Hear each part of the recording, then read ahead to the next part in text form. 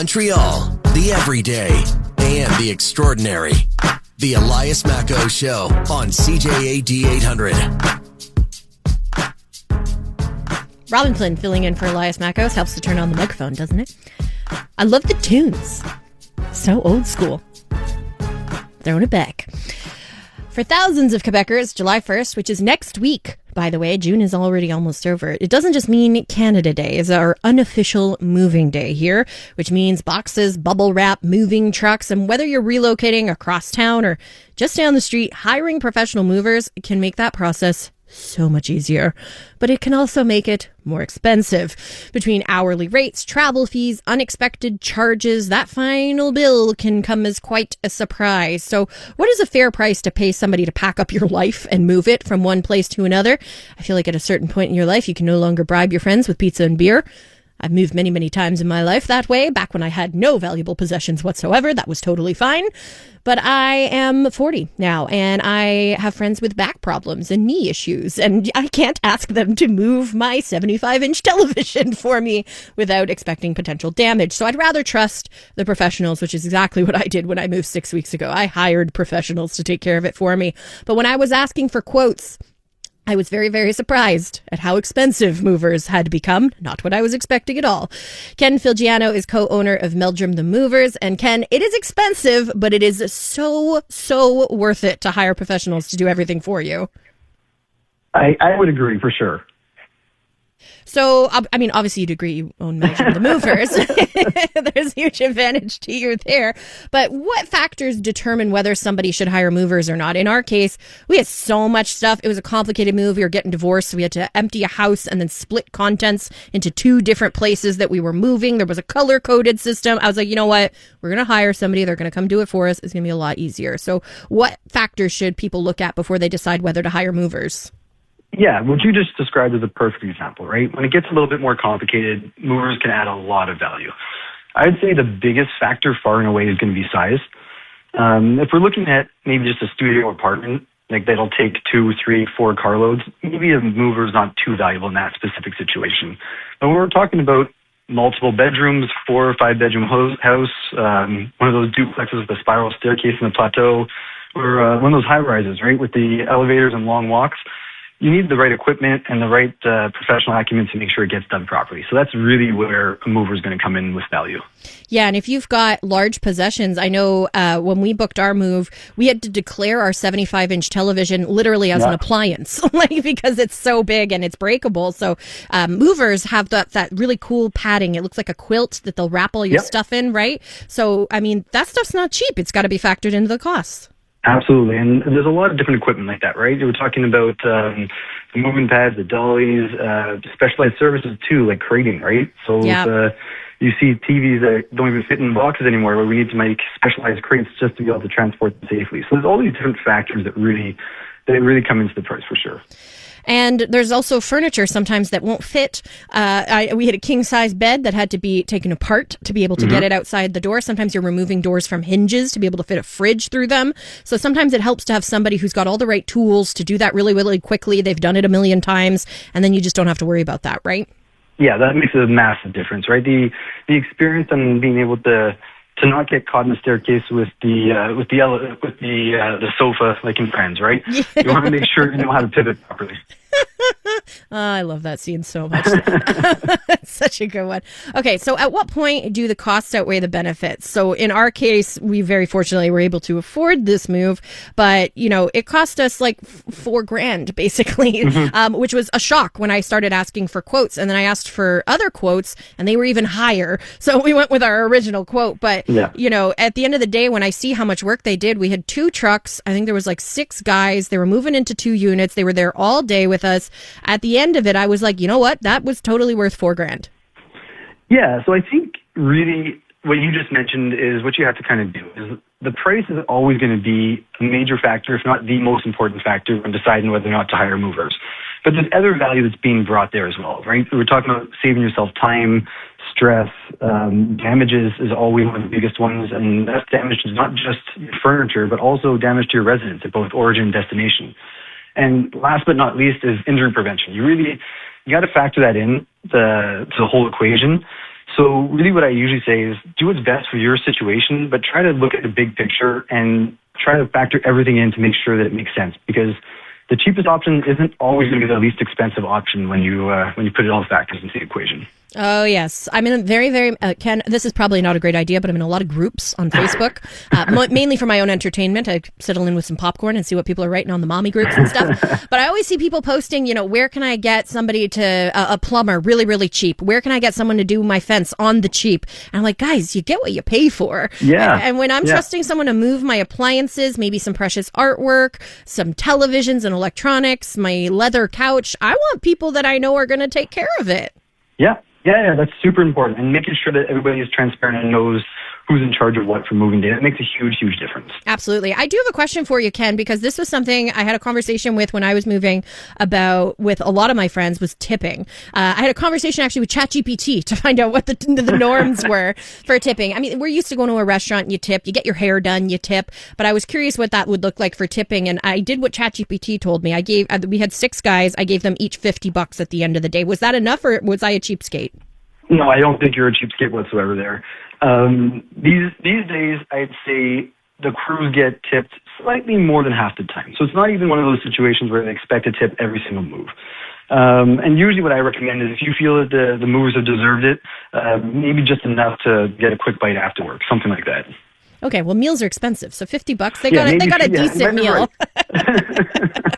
Awesome. Well, I appreciate this so much, Ken. Are you busy? I guess you got July 1st. You people have to reserve in advance. They can't give you a call now and say, "Hey, I'm moving next week," right? Oh yeah, we're definitely busy. We're in the heat of the moving season for us right now. I would highly recommend calling ahead of time. There's still availability here and there, but definitely if you're still looking to make a reservation, I would call sooner rather than later at this stage of the game. Okay, and what do people do? Can they give you a call? Do they go online? What's the best way to do that? Whatever's easiest for you. We have a website. You can call our phone number. It's whatever's easiest for you. Many companies will be the same boat. The online reservation or the phone numbers work all the same. But the sooner the better. So normally what we do is before we actually see your move, we want to come into the residence and do a visual survey to make sure that we're well prepared for the move date itself and that we're providing the services you need. So that always takes a couple days. It's best if you're looking at moving July 1st, definitely give us a call sooner rather than later. So you can do that by calling 514-481-1122 or going to the website, meldrumthemover.com. They're over on Sherbrooke. You got that really cool building with the big sign. You can't miss it. You. I used to live on Sherbrooke, so I used to pass it every single day. It was really great chatting with you. Ken Filgiano, co-owner of Meldrum the Movers. Thanks so much, and good luck. Stay safe next week. Thank you. Have a great day. You too. Coming up, the City of Montreal announced that it has postponed its public study of the annual police report amid the ongoing SPVM racism allegations. So where do we go from here? We're going to speak with somebody from Hoodstock, a community group in Montreal North. That's coming up after we check. Canadian women are looking for more out of themselves, their businesses, their elected leaders, and the world around them. And that's why we're thrilled to introduce the Honest Talk podcast. I'm Jennifer Stewart. And I'm Catherine Clark. And in this podcast, we interview Canada's most inspiring women. Entrepreneurs, artists, athletes, politicians, and newsmakers, all at different stages of their journey. So if you're looking to connect, then we hope you'll join us. Listen to the Honest Talk podcast on iHeartRadio or wherever you listen to your podcasts. Montreal, the everyday and the extraordinary. The Elias Macko Show on CJAD 800. Robin Flynn filling in for Elias Macko. Getting some lovely text messages from people who are tuning in and hearing me instead of Elias. And Elias is wonderful, of course, but it's a nice surprise to have a change of pace every once in a while. Elias is off for the next couple of days, and I am in, and I'm happy to be here. And I love getting those messages from you guys. You're making my day. 514-790-0800. Keep them coming. Were you flooded over the weekend? Man, the flooding was really, really bad in parts of the West Island and on the South Shore in particular. I know St. Constant did declare a state of emergency on Saturday. Chateauguay, which is where I live, was completely underwater right into yesterday. I was driving on Albert Einstein in the Science Village part of Chateauguay, and there was still like a lake on the water right near where the snow dump area is. Oh my goodness. There's just so much water, and a lot of it ended up in people's basements. If you're one of those unlucky folks that had water in your basement, let me know at the text line 514-790-0800. I know people having trouble getting through their insurance companies, trying to find appointments to get appraisers out to survey the damage and get the work done, get things moving. I know certain municipalities are going to be doing some large debris collections with their garbage pickup this week and next to help people clear out some of those destroyed goods. And I know that the city is supposed to have a press conference at 11:30 this morning with Mayor Soraya Martinez-Ferrara, and Pierrefonds Mayor Jim Bass will be there as well, I believe, which is excellent news if you are somebody who's been affected. So we will be keeping a close eye on that press conference, which starts in about 8 minutes from now, and we will do our best to keep you informed of any developments that emerge on that front. It has been about a week now since we learned about the racism and discrimination allegations reported by Montreal Police Chief Fadi Daguerre. Since then, we've seen protests, an independent observer appointed by Internal Security Minister Yann Lafrenière, and the Montreal Police in the City of Montreal formally announcing that the public study on the police annual report has been postponed. We also learned that the city and the SPVM will still meet behind closed doors today.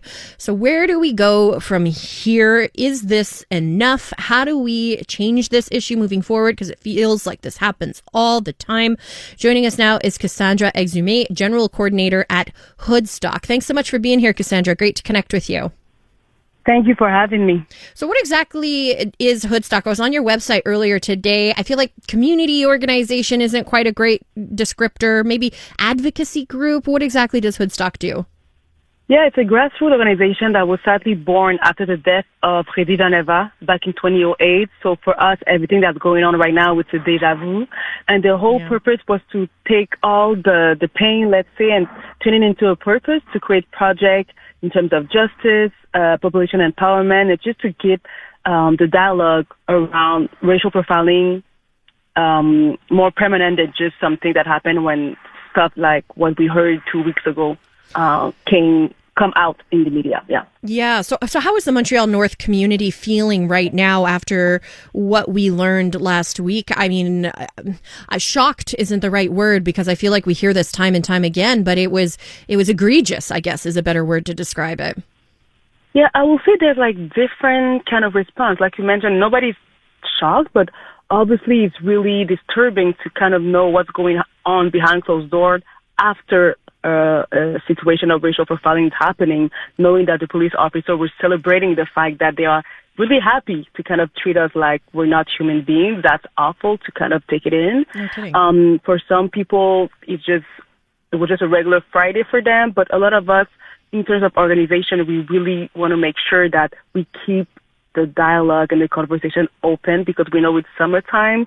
We know that media might go to another story a day or 2 weeks from now. So that's what's going on right now. Yeah, no, it's hard to keep the attention focused on the issue, Absolutely. right? And in this case, it was a huge percentage. What is it, 16 officers? That's like a third of the force at this individual station. So this is not, one or two bad apples, which is often how it ends up getting described. This is systemic. This is systematic. This is the culture. So how do you change things? If you just get rid of these 16 officers, I don't think that's going to do enough to solve the problem, to be honest. Absolutely, and I read it somewhere. Somebody said, like, the soul is, a lot of people are saying just one or two bad officers. We're talking about the whole system, right? Yeah. Just being, the police officers were working for the last 2 or 3 years, and they were really young. So we're not talking about something that's new. Since the death of Anthony Griffin in the 80s, we were already talking about racism systemic in the police, in the SPVM. So it's a bigger issue, and we're actually talking about the whole team, 16 officers from the same team. That's something that we really have to take a look and find justice. And just to make sure, like in 2008, Hoodstock was saying never again, and to be back in 2026 at the same conversation, we really have to take the moment to make a public change, I think, and the politic change regarding the SPVM. Yeah, some of these initial statements and these initial measures and these initial steps, they very much feel like lip service. It feels like we're going to do this, we're going to do everything, never again. It's a PR crisis to overcome rather than, systemic change. And it's not even necessarily a Montreal North problem. I feel like this is something we hear in police forces in cities across Quebec, across Canada, in the U.S. This is happening everywhere. Racial profiling is a major, major issue. So what do we do to change that? I mentioned this earlier in the show, but I feel like, police as a profession is very heavily dominated by white men. That is who makes up the majority of our police officers.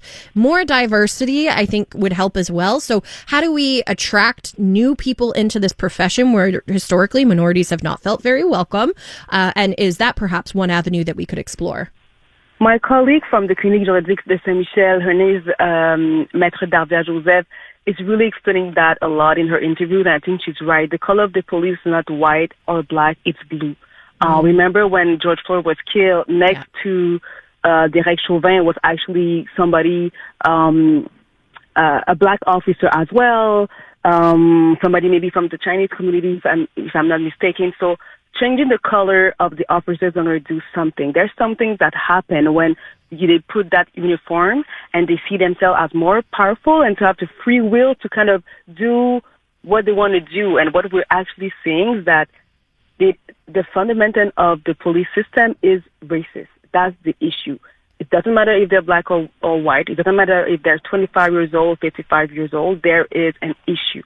And changing the color for us will not give a difference, because I think Fadi Daguerre tried for the last years to do more training and even have people more connecting to racialized community. But we have the result today that these training didn't really have the result that he was expecting. So what do you want to see then from local and provincial governments at this point? We're really focused on the Commission d'enquête publique. Maybe you can translate that for me, but that's what we want to know. That's what we want to see, just to keep, like I said, the dialogue open more than 6 months, 9 months, 12 months. And also, I'm in Montreal North right now, just to make sure that the organization have enough, like we're doing a lot with little, but just so we have enough space and structure to help the victims. We have to understand that for people who are watching the news right now, they're going back, like PTSD is really strong right now. We have people that come in Woodstock and they are shaking, talking about their own testimony, showing us videos, but they're not comfortable enough to go see the police and share what they've been through because they were attacked by the police officer. So we really have to have the help that we need to gather and help and take care of our community, because when the spotlight's going to be gone, they're still going to be in pain. Yeah. Cassandra Exumi, General Coordinator at Woodstock in Montreal North. Thank you so much for joining us. I hope we can keep this conversation going. And like you said, it doesn't sort of fade from view until the next incident.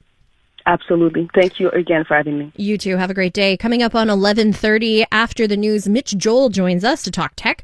Apparently, most web traffic these days can be attributed to bots and not real people.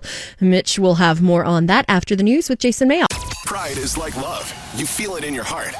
iHeartRadio, Canada's #1 streaming app for radio and podcasts, including iHeart Pride Canada, your favorite hits, and must-have party bangers, plus personalized and curated playlists like Back in the Day Pride. Come together, celebrate love. Take Pride with you, anytime, anywhere. Just ask your smart speaker to play iHeart Pride Canada. Stream us on your phone or listen now at iHeartRadio.ca. Missed something? Subscribe to the Elias Macco Show podcast to catch up. Available on iHeartRadio and wherever you get your podcasts. Apparently, most of the web traffic on the internet these days can be attributed to bots, which means it's not real people. So all those hits you think your website's getting, probably not so much. Mitch Joel has more coming up next. Voices you trust to deliver the news. Here's what's making news right now. And help you make sense of it. What's scaring Quebecers the most? The key message here, though, is the station Montrealers have relied on for 80 years. Your station. Your voice. News Talk Radio, CJAD 800. Canadian women are looking for more out of themselves, their businesses, their elected leaders, and the world around them. And that's why we're thrilled to introduce the Honest Talk podcast. I'm Jennifer Stewart. And I'm Catherine Clark. And in this podcast, we interview Canada's most inspiring women. Entrepreneurs, artists, athletes, politicians, and newsmakers, all at different stages of their journey. So if you're looking to connect, then we hope you'll join us. Listen to the Honest Talk podcast on iHeartRadio or wherever you listen to your podcasts. Montreal, the everyday. and the extraordinary. The Elias Macco Show on CJAD 800. Robin Flynn filling in for Elias Mackos. I'll be with you again tomorrow, by the way, from 9 to noon. Super happy to hang out with you. Fun to be back at the radio station. And I'm joined now by Mitch Joel, tech advisor, investor, and author of Control Alt Delete. Hey, Mitch, how's it going? I'm doing great. So great to hear from you again. Yeah, we chatted a few hours ago on Second Breakfast with Andrew Carter, so it's great to chat again. Didn't know you were such a jazz enthusiast, so that was kind of cool to learn about you. I love music. I started off in the music business in the late 80s and have always kept a little, pinky toe in that business as well. So now I do a podcast called Groove the No Trouble Podcast, which has been over 10 years now. And every month I sit down with a bass player. Cool. And I've been slowly trying to build this little fun thing. I love that. Well, I'm a podcast producer by day. That's my typical job. And I am obsessed with podcasts. I'm going to go check out yours. I'm going to go check it out. I can't wait to hear it. Okay, I was looking at the list of stories you sent over this morning, and this one really caught my eye. So this is according to data from Cloudflare that apparently bots are responsible for more web traffic than people, which is crazy. And, I'm assuming this is from, I have conversations, well, not conversations, but I talk to like ChatGPT, and I can see it tells you like it's searching this website or whatever. Is that what these bot hits are? Is, AI scouring the web for answers to our questions? So I think this is the culmination of two things. One being general spider bots, which are just doing what they do. So people might not know this, but there are search engine crawlers. And what they'll do is they'll look across the internet at all of the websites and make sure that they're up to date, how valuable they are. This makes it easier for search engines to have delivered search engine results. You'd also even see things like spam bots going out to test vulnerabilities on website. People might have remembered before AI ticket scalping bots where they just have these things sitting and occupying, places in what would typically be, traditional physical seats, but are now digital seats so that people can get in. Now with AI, what we have are not only bots, but agents, and agents are tasks. So a human might say to their agent, hey, internet bot agent, go out and find me the best prices on some type of used car. And so that has generated on top of the standard bots, this multiplier where now we're seeing, over 50% of all web traffic, which is up a significant amount from before, is now bots, and the humans are now somewhere around 47%. So you might say, well, what's the big deal if I'm a human?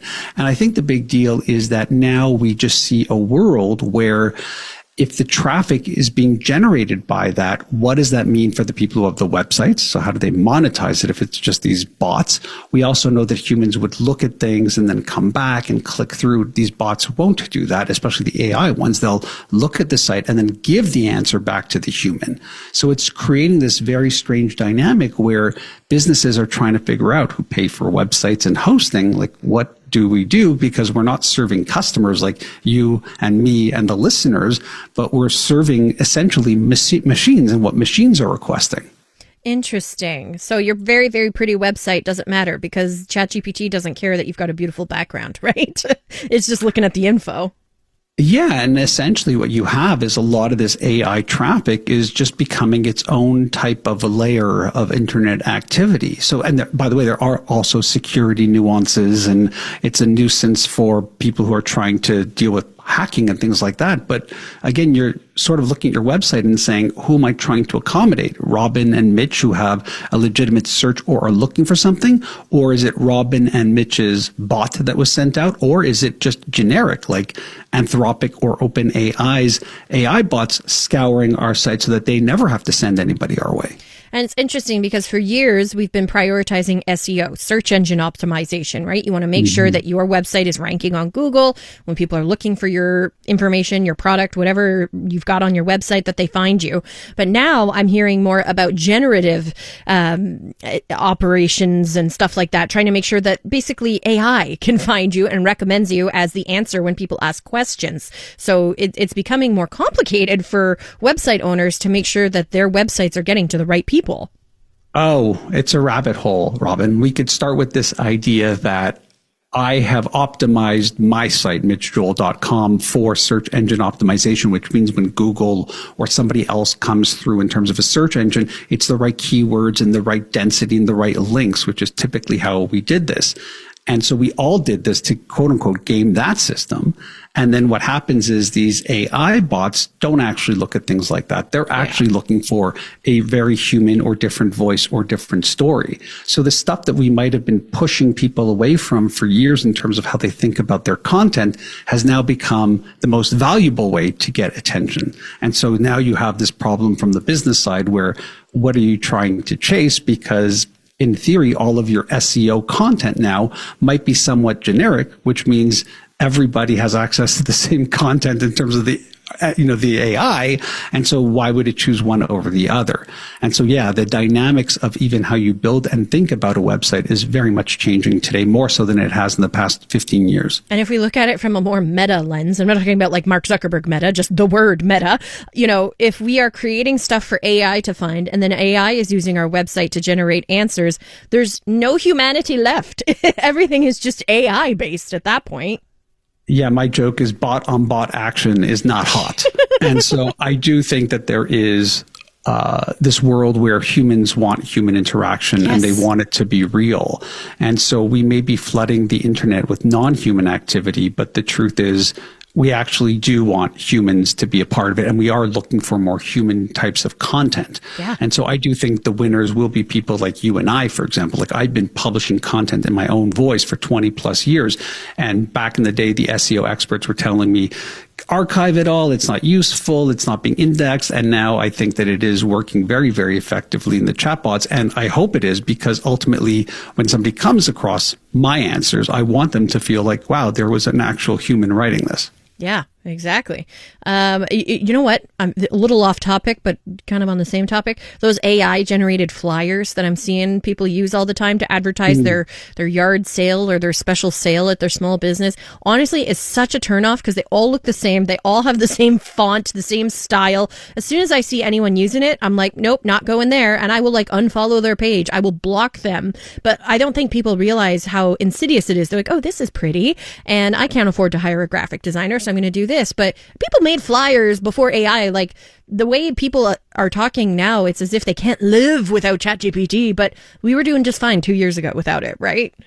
So I think the people that know are paying more attention than the average person. Yeah. And for the average person, it's just giving them the ability to be, I would say, better than they could be on their own, which for people who really care about it, maybe you and me, we look at it and go, still not good, hire a professional. But for them, it's a delta better than what they could have done on their own. Yeah. I actually think that the real next marketing advantage is going to be both proof of humanity and the ability, if you're using AI, to use it in a way where the result for the actual consumer feels like it was done just for them, that it feels somewhat more intimate for them. So I do think it's about real people. And I do think you could use AI to make the consumer feel when it's touching them like, oh, this is just for, like, think about TikTok.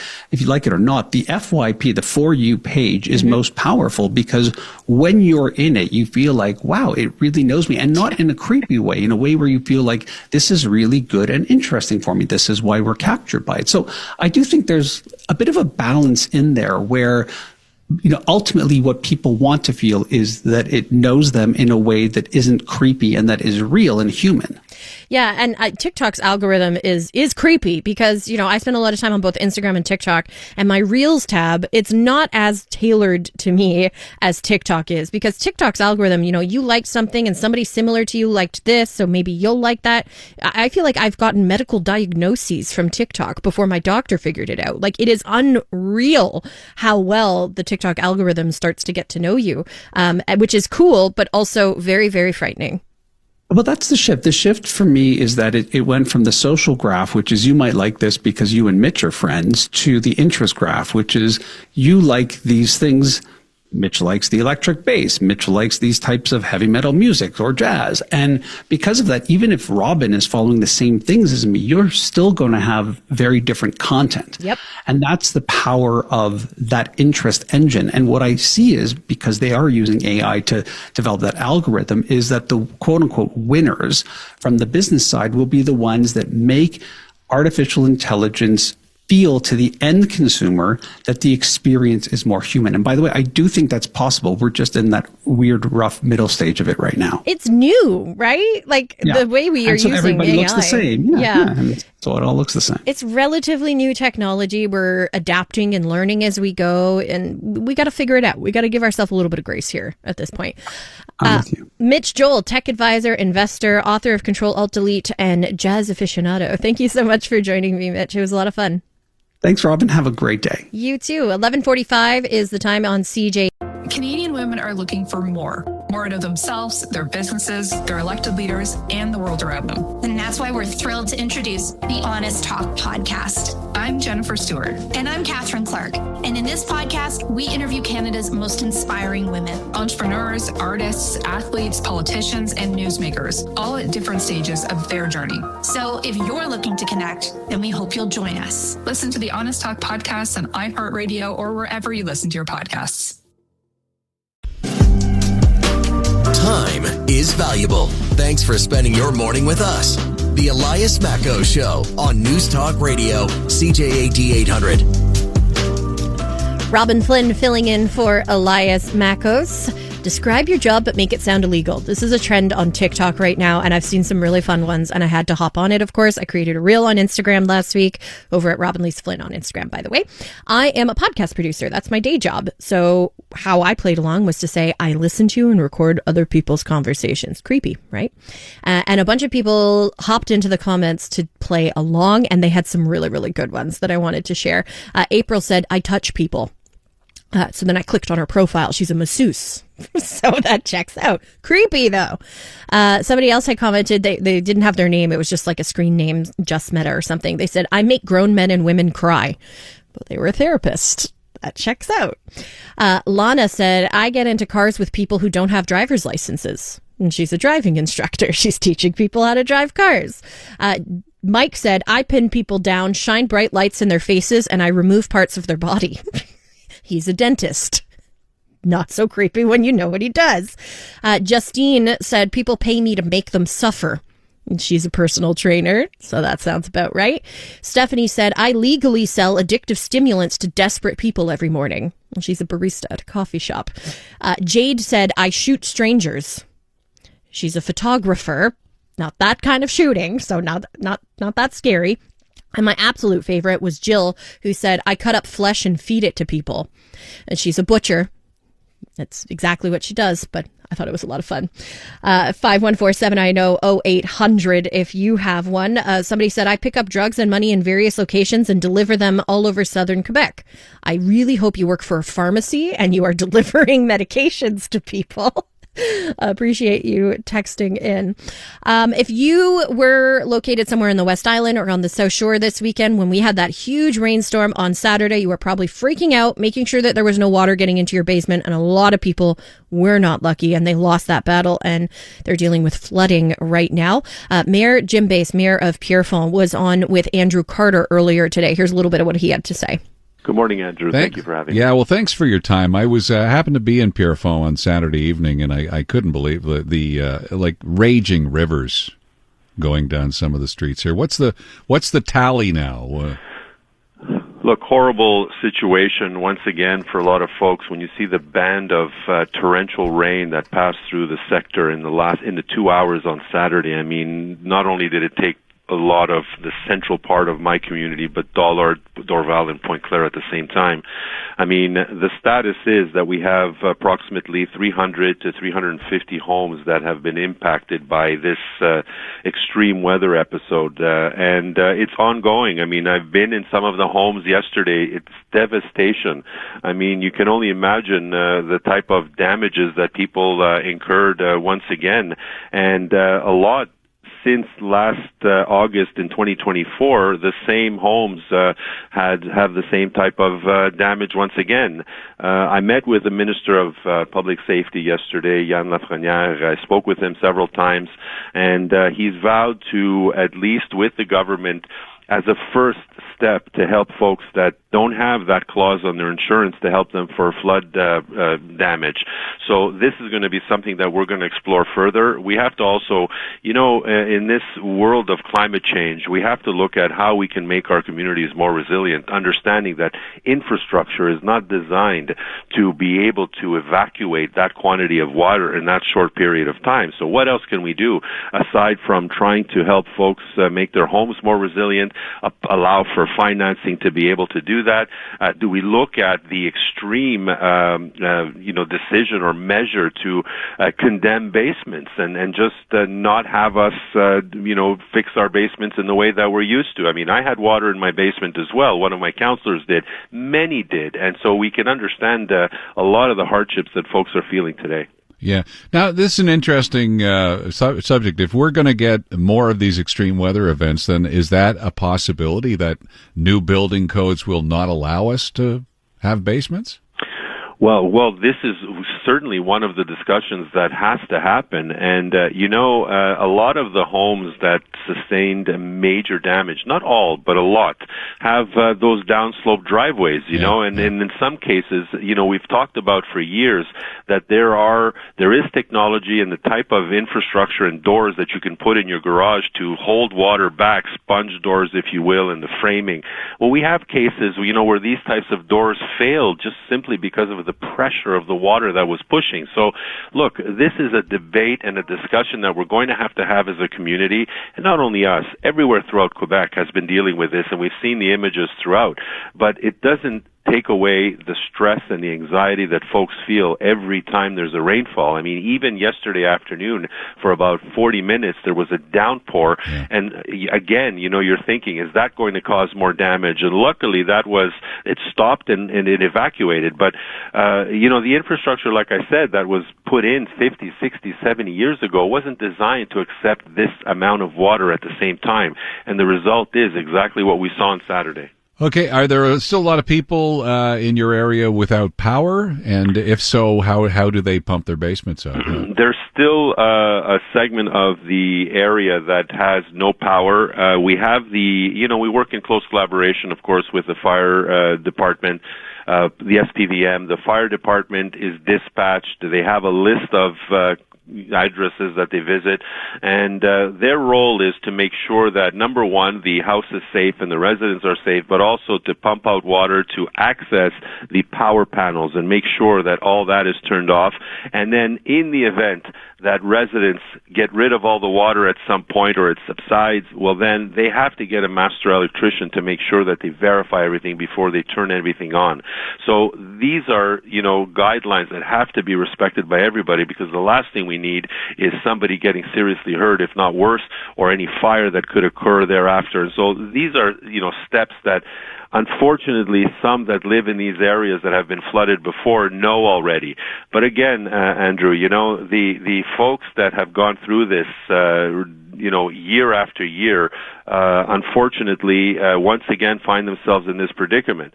We've always said as well that we are there to assist, and we've mobilized yesterday teams of volunteers to help people bring out their material to curbside for special pickups eventually this week. But that's just one step. It's how do we now make their homes more resilient and at the same time evaluate what we can do, if anything, when it comes to city infrastructure.